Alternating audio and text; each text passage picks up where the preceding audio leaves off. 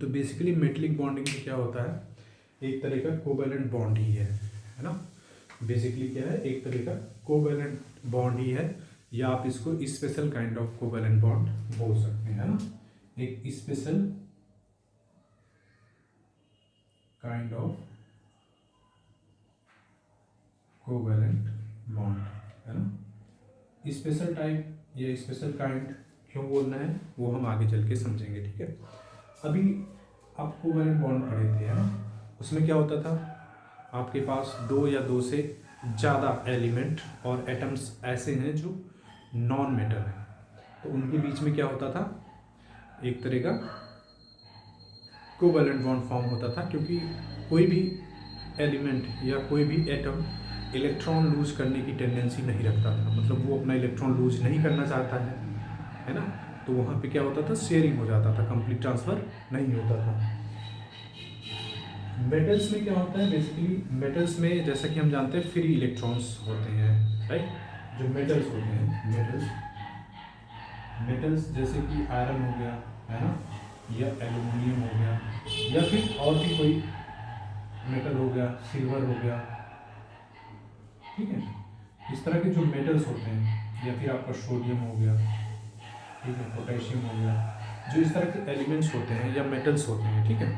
तो बेसिकली उनके बीच में जो बॉन्डिंग होती है उसमें क्या होता है, आप ऐसे बोल सकते हैं कि वो भी एक तरह का कोवैलेंट बॉन्ड है। बेसिकली इसमें क्या होता है कि जो जो एटम्स होते हैं, मतलब आपके मेटल्स के जो एटम्स होते हैं उनमें फ्री इलेक्ट्रॉन होता है ना। इलेक्ट्रॉन्स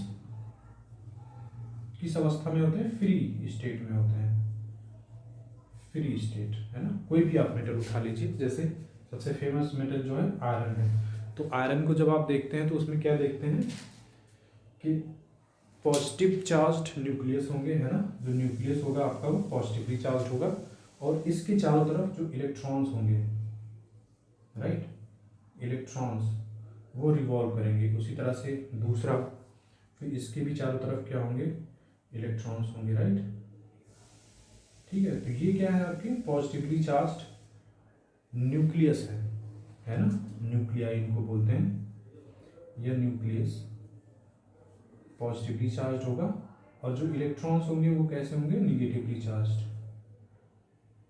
ठीक है। तो बेसिकली आप मेटल को देखेंगे, सॉलिड मेटल को, तो इस तरह का कुछ स्ट्रक्चर आपको दिखेगा। इसमें पॉजिटिवली चार्ज्ड न्यूक्लियस होगा, उसके चारों तरफ या उसके आसपास फ्री इलेक्ट्रॉन्स होंगे। जो ये फ्री इलेक्ट्रॉन्स होते हैं इनको इलेक्ट्रॉन गैस बोलते हैं, ठीक है।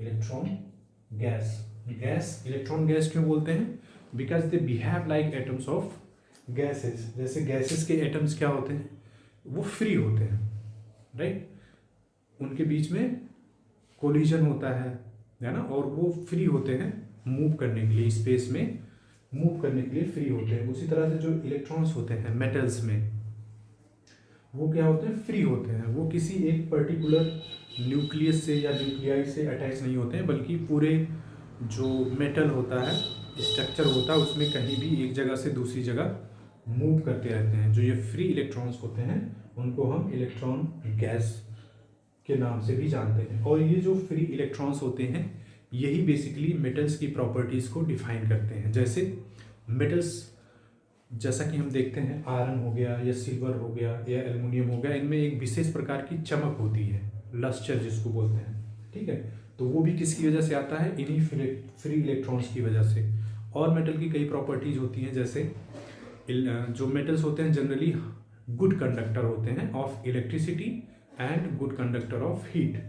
तो जो हाई कंडक्टिविटी होती है इनकी मेटल्स की, थर्मल कंडक्टिविटी हो गई या इलेक्ट्रिकल कंडक्टिविटी, वो भी बेसिकली किसकी वजह से होती है, इसी इलेक्ट्रॉन गैस या फ्री इलेक्ट्रॉन्स की वजह से, ठीक है। तो ये हो गया आपका 3 तरह की बॉन्डिंग। तो यदि एग्जाम में पूछता है कि सॉलिड्स में कितने तरह की बॉन्डिंग होती है, या बॉन्डिंग के बारे में पूछता है कि बॉन्ड्स कितने टाइप के होते हैं, तो आपको बेसिकली इस तरह से एक्सप्लेन करना है, जैसा मैंने आपको अभी बताया, ठीक है। Okay, thank you.